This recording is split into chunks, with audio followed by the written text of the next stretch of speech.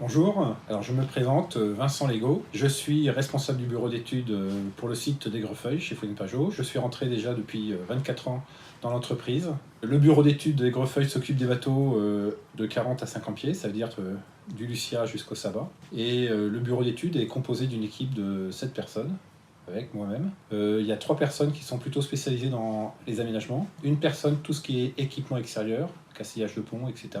Une personne qui concerne de tout ce qui est confort, électricité, et la dernière personne qui s'occupe du composite.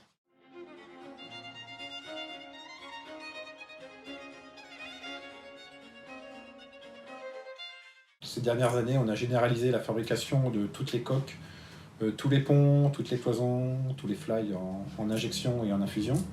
Cette méthode a amélioré considérablement la qualité du composite et également amélioré les conditions de travail des opérateurs dans les ateliers. Aujourd'hui, tous nos bateaux passent sur une ligne unique. Il a fallu adapter la conception des bateaux par rapport à la fabrication sur cette ligne, ce qui signifie qu'on est parti sur une fabrication modulaire.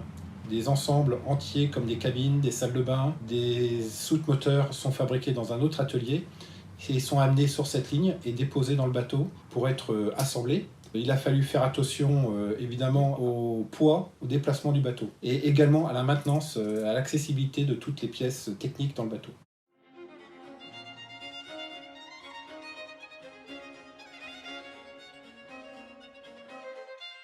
Alors, dans un premier temps, on réfléchit sur la vie à bord, sur la circulation dans le bateau, par exemple la circulation entre le carré et le cockpit. C'est quelque chose dont on fait très attention par l'amélioration de l'ouverture entre ces deux espaces. La deuxième chose, par exemple, c'est le poste de bar. On a choisi de garder des postes de bar à mi-hauteur. On trouve que c'est un avantage par rapport également à la communication. Ça permet au barreur de ne pas être isolé par rapport aux gens qui sont dans le cockpit ou la personne qui est dans la cuisine de pouvoir communiquer avec la personne qui est à la barre.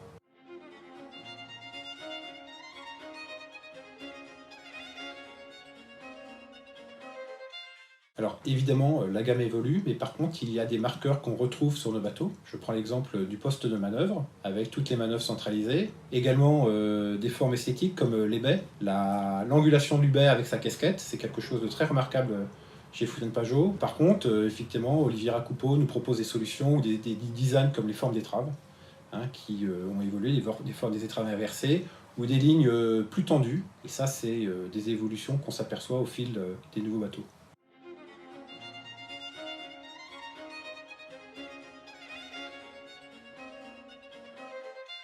Une des missions des bureaux d'études, c'est écouter nos clients qui, par leur navigation, ont l'expérience de nos bateaux.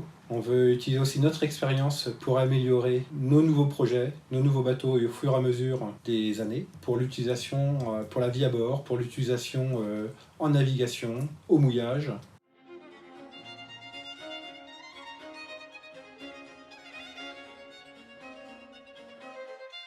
Alors l'énergie à bord est quelque chose de très important. C'est pour ça qu'on propose à nos clients un outil qui s'appelle le Smart Cruising pour gérer l'énergie à bord. Le concept est simple, c'est un synoptique qui permet de voir la production en énergie, qui peut venir des moteurs, du générateur, des panneaux solaires, et également sa consommation, et connaître en permanence l'état de charge des batteries.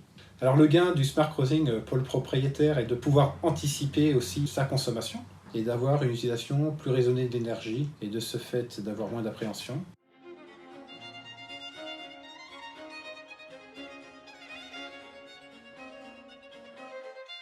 Alors tout d'abord, on a eu une première expérience par la fabrication d'un Saba électrique il y a quelques années, un bateau à propulsion électrique d'Ocean Volt. Ce premier bateau nous a permis d'acquérir une première expérience sur la propulsion électrique et par la suite, ça a débouché sur une collaboration avec la société Volvo. Alors notre rôle était d'écrire un cahier des charges fonctionnel sur l'électromobilité chez Funen Pajot. Alors ça consistait, la première chose, sur la définition de l'utilisation d'un bateau électrique, en navigation au moteur, en navigation à la voile, au mouillage. Il y avait la partie aussi de sécurité, par l'expérience du chantier. On considère que la motorisation est quelque chose, un élément de très important dans un bateau. Et il y avait également aussi d'adapter cette propulsion électrique à notre ligne de fabrication. Alors on a choisi le Lucia parce qu'on pensait que pour cette première expérience, avec Volvo, c'était le bateau le mieux adapté.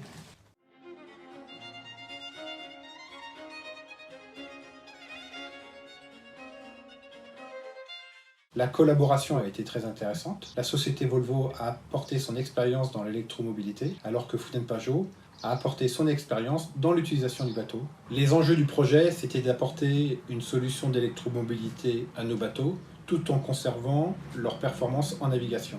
On s'est rendu compte qu'un bateau électrique n'était pas simplement un bateau à propulsion électrique, mais un bateau à utilisation électrique. En effet, le parc batterie est dimensionné par rapport à sa propulsion électrique. De ce fait, on se retrouve à bord avec un grand parc batterie qui peut être utilisé pour l'utilisation de l'air conditionné comme des plaques électriques, sans être obligé de faire fonctionner un groupe électrogène. Pour un propriétaire, l'avantage, c'est de pouvoir passer une nuit à bord, au mouillage, au silence.